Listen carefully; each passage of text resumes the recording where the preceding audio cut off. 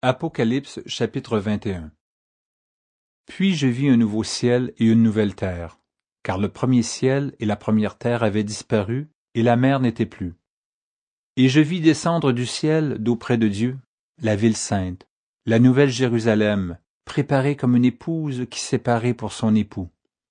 Et j'entendis du trône une voix forte qui disait, « Voici le tabernacle de Dieu avec les hommes. Il habitera avec eux, et ils seront son peuple, et Dieu lui-même sera avec eux.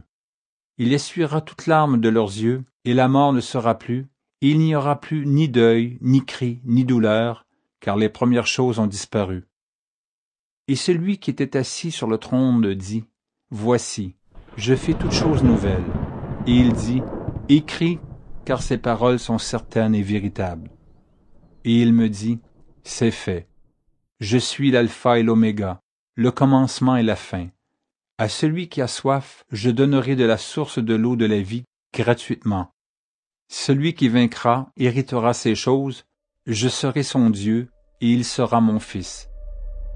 Mais pour les lâches, les incrédules, les abominables, les meurtriers, les impudiques, les enchanteurs, les idolâtres et tous les menteurs, leur part sera dans l'étang ardent de feu et de soufre, ce qui est la seconde mort.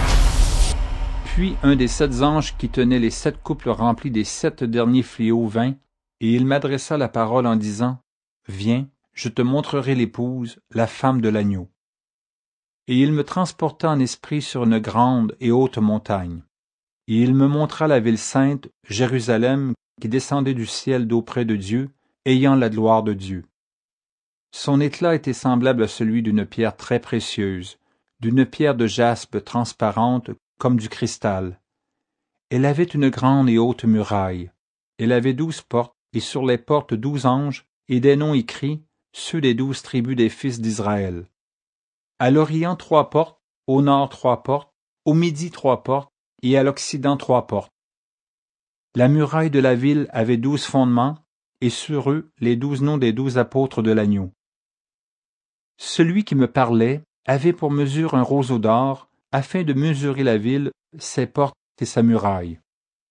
La ville avait la forme d'un carré, et sa longueur était égale à sa largeur.